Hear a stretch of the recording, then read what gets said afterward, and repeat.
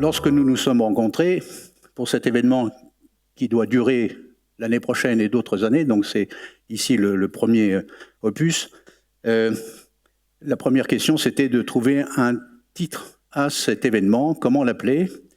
Et Olivier, est-ce que tu peux nous rappeler le fruit des cogitations de nos deux obédiences pour trouver ce nom ?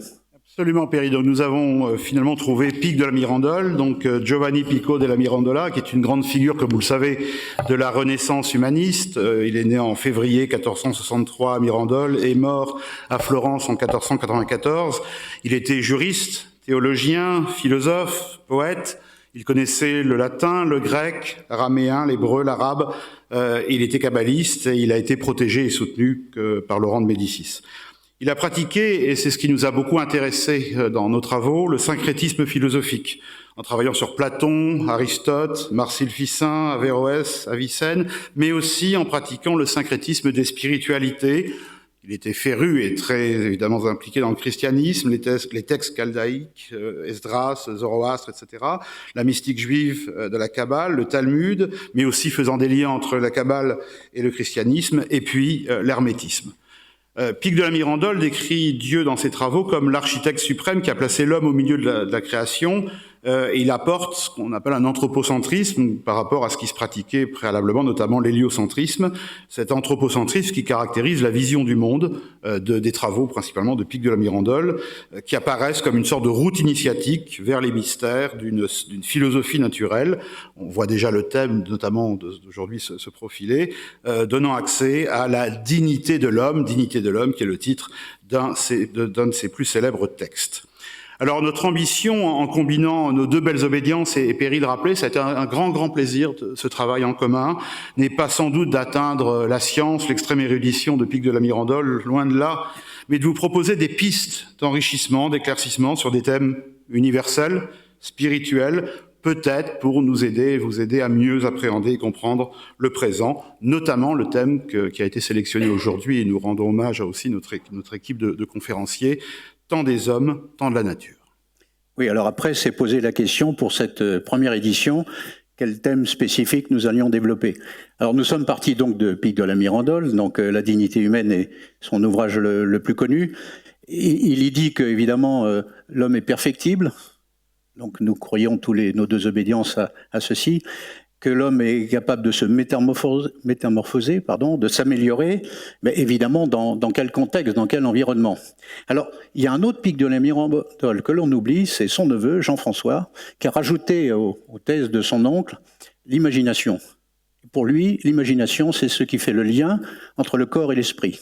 Et il dit, sans imagination, aucune action n'est possible.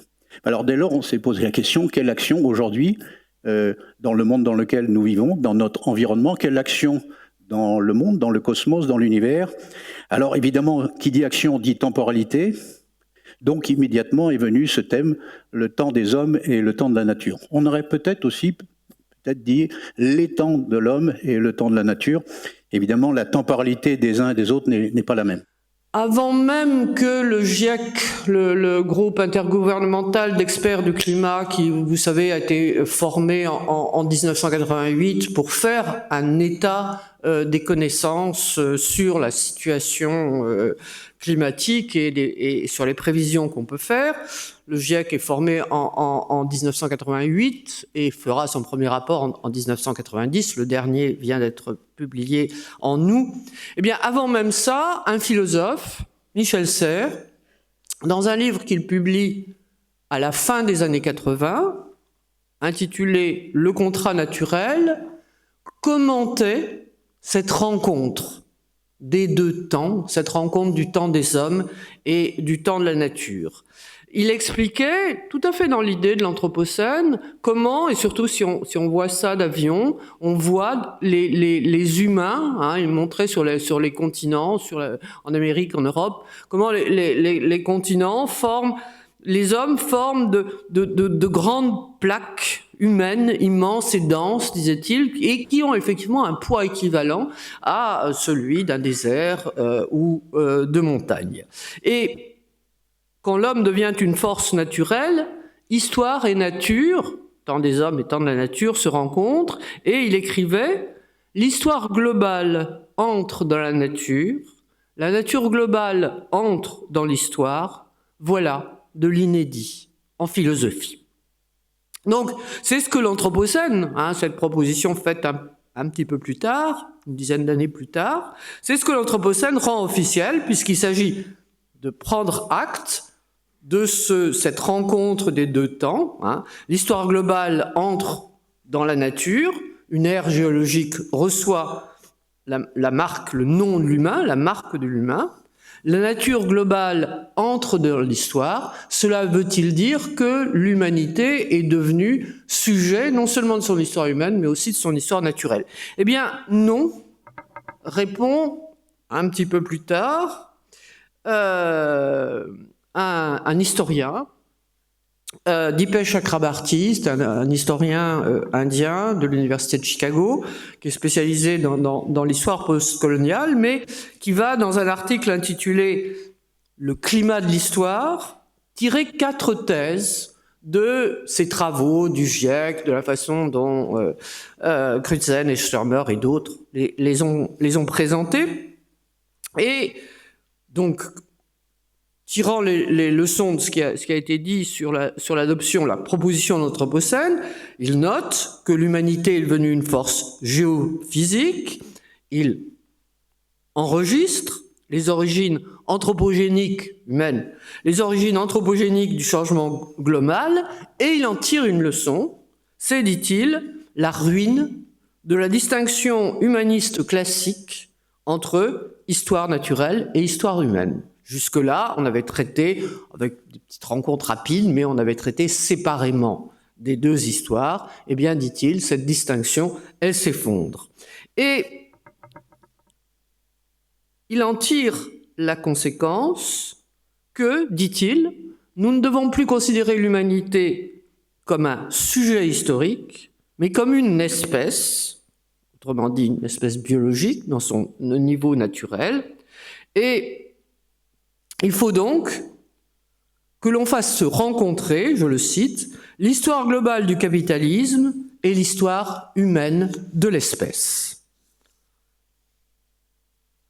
Il continue en disant que ce changement climatique, comme effet de l'histoire humaine, est certes le résultat principalement de l'histoire du capitalisme, de la révolution industrielle, mais les effets en sont tellement larges sur une tellement longue durée sur l'ensemble du globe que on ne peut pas rapporter ces changements au niveau géologique, au niveau du système Terre, à l'histoire humaine du capitalisme.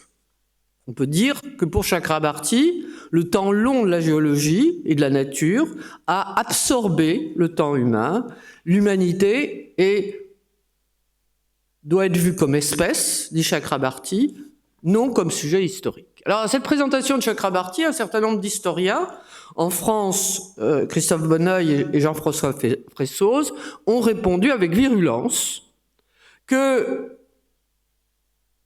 présenter l'appellation même d'Anthropocène, qui consistait à nommer donc l'ère de l'humain, aboutissait à rendre l'humanité dans son ensemble responsable d'une crise climatique et géologique et écologique, alors que, en fait, c'était uniquement une partie des humains qui était principalement responsable de l'état dans lequel se trouvaient les relations des hommes et de la nature sur la planète Terre. Et donc, pour traduire ça dans une appellation, ils ont proposé que on ne parle pas d'Anthropocène, comme si l'humanité tout entière s'était précipitée dans cette situation, mais ont-ils proposé qu'on parle de Capitalocène. C'est l'ère du capital. Donc, on est placé devant deux interprétations possibles de cette proposition scientifique de nommer Anthropocène une nouvelle ère géologique marquée par l'impact des actions humaines sur Terre. L'une, celle de Chakrabarty, dilate l'histoire humaine dans l'histoire de la nature, ou bien en suivant les historiens, d'autres historiens, comme Bonneuil et Fressoz, ou bien est-ce que il faut restreindre l'Anthropocène aux seuls rapports sociaux du capitalisme, au risque de perdre le lien avec l'histoire de la Terre. Donc vous voyez comment la rencontre des deux temps semble aboutir à deux difficultés. L'une, on dilate tellement l'histoire humaine qu'elle disparaît, hein, et les humains ne sont plus qu'une espèce. Soit on se recentre sur l'histoire humaine, mais alors on risque de perdre le rapport à la Terre. Qu'est-ce que ça veut dire sur le temps de la nature et le temps des hommes? Je crois qu'il faut pluraliser le temps. Je crois que il ne faut pas poser d'un côté un temps de la nature qui serait homogène, et si vous voulez, il y a tout un travail scientifique, en particulier ce qui s'est fait avec les théories de la relativité, la physique quantique, qui ont montré la multiplicité des temps naturels. Il n'y en a pas un seul. D'autre part, il n'y a pas un seul temps des hommes, il y a une multiplicité d'histoires qui vont chacune à leur rythme, et qu'en plus, il ne s'agit pas non plus d'opposer un temps naturel et un temps des hommes, mais penser que ces unités d'habitation, ces milieux de vie, ces cultures, sont chacune à leur façon, une façon de composer le temps de la nature et le temps des hommes, ou, comme nous le savons, il n'est pas de nature dans toutes les cultures, disons, de composer des temporalités différentes des milieux de vie, et à ce moment-là, on peut garder le projet humaniste d'une universalité sans qu'il court à sa perte. On a beaucoup entendu parler dans les mouvements écologistes de décroissance. J'ai compris qu'on en parlait un peu moins aujourd'hui. On a beaucoup parlé de décroissance. Alors c'est une notion qui pose des problèmes méthodologiques très importants. Je dirais simplement que s'il est vrai que le système productif, que le système économique est un système, et je dirais même un système machinique, le fait de baisser le régime de la machine entraîne des conséquences qu'on a peine à mesurer. C'est un peu comme la révolution qu'évoquait Che Guevara. La révolution, c'est une bicyclette. Quand elle n'avance pas, elle tombe. Eh bien, le système économique, le système productif tel que nous le connaissons, tel qu'il se définit sous le terme de croissance, c'est un système qui, si on le met en crise, va effectivement entraîner des effets qu'on ne mesure pas. Voilà. Donc, ça, c'est une question qu'il faut prendre en compte et qui justifie d'ailleurs le retour au monde d'avant. Qui justifie aux yeux de leurs sectateurs le retour au monde d'avant. Et puis vous avez une autre réponse, en quelque sorte de l'autre côté du spectre, qui est le développement durable, c'est essentiellement de l'économie environnementale. Alors c'est quoi l'économie environnementale? C'est tout simplement cette idée que si nous connaissons des problèmes écologiques, c'est que les lois du marché ne sont pas suffisamment appliquées. C'est qu'il reste dans les pratiques économiques encore trop de traditions, de prédation, de traditions féodales en quelque sorte, et que si les lois du marché étaient parfaitement appliquées, eh bien on résolverait les problèmes écologiques. Ou pour le dire plus simplement, l'économie environnementale a pour tâche d'intégrer les externalités positives, par exemple les bienfaits qu'apportent les écosystèmes, et les externalités négatives, c'est-à-dire par exemple la pollution, le rejet des gaz à effet de serre, de les intégrer dans les prix. Voilà. Et une fois que les prix reflèteraient la réalité ou l'optimum de l'allocation des facteurs de production, pour reprendre les termes de l'économie classique, de l'économie libérale, eh bien, on favoriserait la recherche le développement, les recherches technologiques, et on trouverait les éléments nécessaires pour la transformation, pour la résolution des problèmes écologiques. Bon, moi je ne crois pas que le marché soit capable de transformer le système productif. Le marché est un système évolutif, il n'est pas un système qui transforme, ou qui transforme sur un certain temps, qui a besoin d'un certain temps pour arriver à des transformations de fond. Voilà. Et puis il y a une troisième réponse. On en parle peu en Europe, elle est tout de même extrêmement présente aux États-Unis, mais c'est le transhumanisme. Et l'idée du transhumanisme, c'est une idée extrêmement simple, puisque notre écosystème est en crise, puisque nous ne sommes plus adaptés aux crises de cet écosystème, eh bien adaptons-nous aux nouvelles conditions. Et adaptons-nous aux nouvelles conditions par des transformations génétiques qui touchent aussi bien l'homme que les autres espèces vivantes. Voilà, politique d'adaptation. Alors moi, j'essaye de réfléchir à une autre voie qui prenne la question de la durée telle qu'on le trouve dans développement durable, et je réponds donc à la question du temps des hommes, du temps des hommes en tant que producteurs.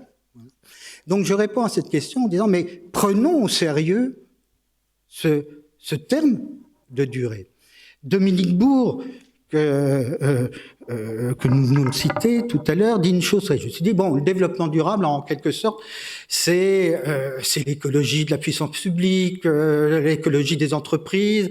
Bon, c'est du greenwashing et ça ne change absolument rien. C'est véritablement une sorte de politique politique économique du statu quo au prix de quelques transformations marginales. Mais il dit, et ça, je trouve que c'est très important, il dit, mais il faudrait être capable de récupérer la notion de durée dans la notion de développement durable. Voilà. Et c'est un peu la tâche à laquelle je me suis attaché dans mon dernier livre, Durée.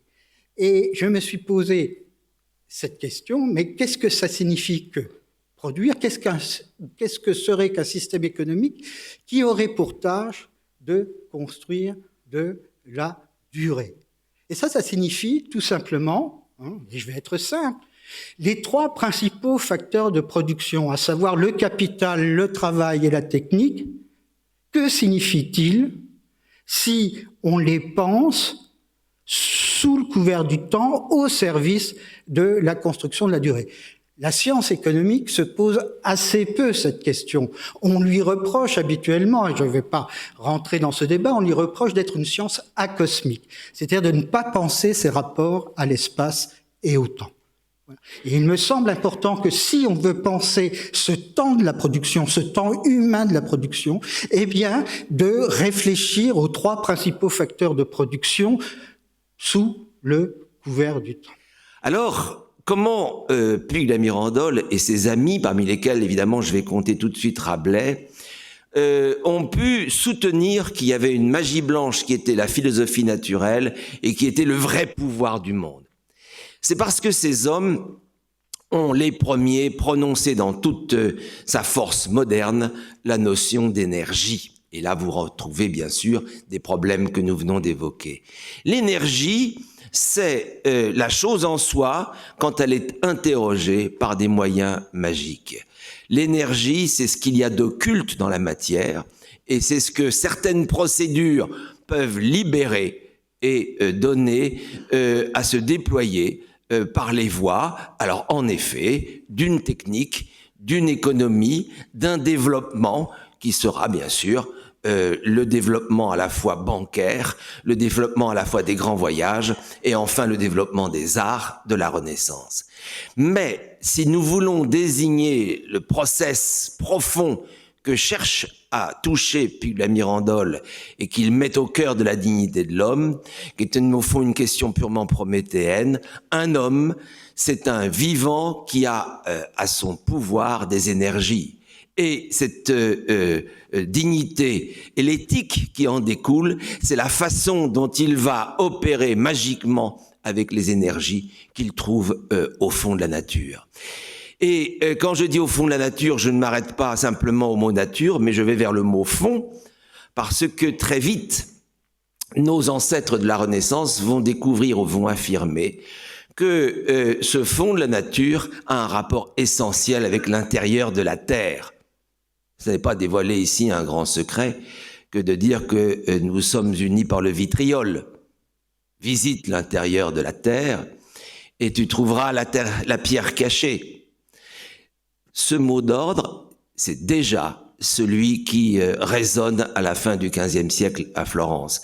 Chercher par les magies appropriées quelle force réside au fond de la terre. Rabelais dit « Le feu de Prométhée, tu le cherches au ciel, il est sous la terre ». Rabelais dit que sous la terre, il n'y a pas simplement Proserpine qui va rejoindre Pluton par le cycle agraire, il y a aussi des forces d'évoquer les pluies, il y a des forces qui changent le climat, il y a la force d'évoquer les vents. Là, je cite Rabelais, n'est-ce pas? Je n'adapte pas aux dernières publications. Et la force d'évoquer les vents, la façon d'annuler les villes par un feu céleste, la façon de faire surgir des pouvoirs que jamais êtres humains auparavant n'ont eu. Et d'abord, bien sûr, dans cette fulguration qui caractérise la guerre à partir de la Renaissance, la poudre elle-même, l'énergie, la terre, la poudre et le prométhéisme des hommes, voilà la charge de la Renaissance, voilà ce qui est la volonté de puissance, pour la nommer par le nom d'un philosophe plus tardif, qui anime les élus, les initiés, les gens, au fond, qui découvrent que les voies de la science ne sont pas simplement celles de l'étude du mouvement, mais celles de la force primitive qui énergétise les mouvements. Voilà ce que nous entendons à la Renaissance. J'ai évidemment pour vous des textes que je garde en réserve pour notre débat, et j'en arrive à un second moment. La force est un concept obscur. Si on construit la nature avec des idées claires et distinctes, on doit se délivrer de la force. Alors j'insiste un peu sur ces découvertes extraordinaires de Descartes pour changer un peu le visage de Descartes. À chaque fois, les écologistes nous répètent Descartes est notre calamité, c'est lui qui nous conduit à être comme des maîtres et possesseurs de la nature. Descartes humilie la nature, Descartes humilie les bêtes. Ça, c'est vraiment des lectures un peu rapides de Descartes. Descartes, c'est plutôt celui qui, contre la Renaissance, contre le démiurgisme de la Renaissance, contre les forces occultes, libérées par la terre à la Renaissance, dit « Mais la force est un concept qui est obscur et qui, comme tel, n'entre pas dans l'énergétique du monde. L'énergétique du monde, elle est mécanique, et ce mécanisme, c'est une distribution d'une quantité de mouvements. Vous voyez bien, je dis quantité de mouvements, et je ne dis pas une puissance d'énergie. Cette quantification géométrique qu'on appelle la physique mathématique, et qui est l'œuvre du mécanisme cartésien, a été une tentative d'endiguer la possession de l'Occident.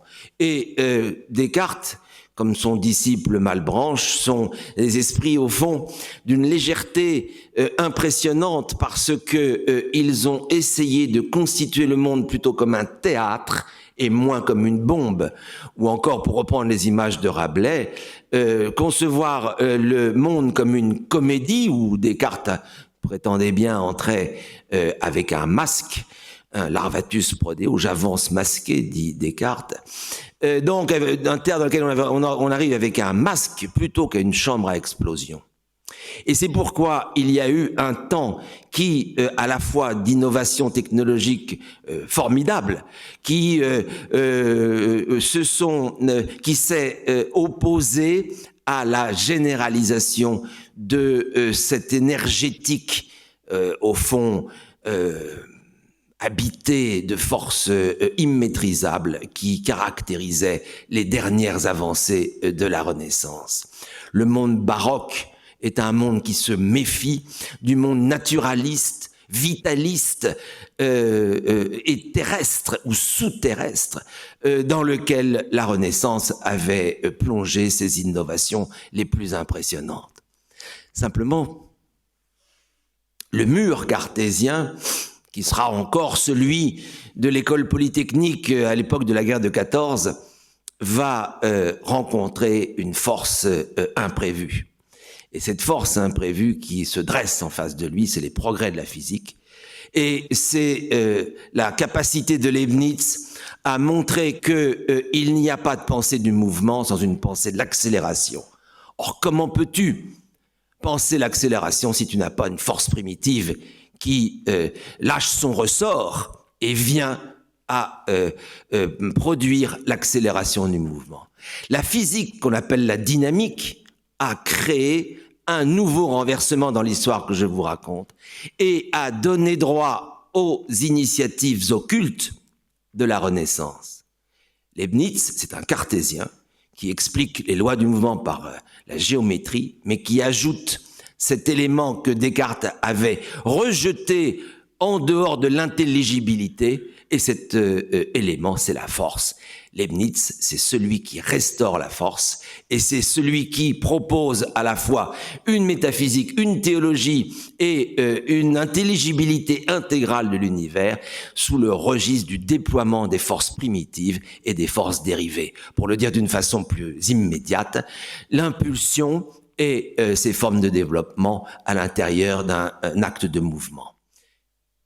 D'abord, pour te remercier, Pierre-Marie, pour cette première rencontre que nous avons décidée ensemble.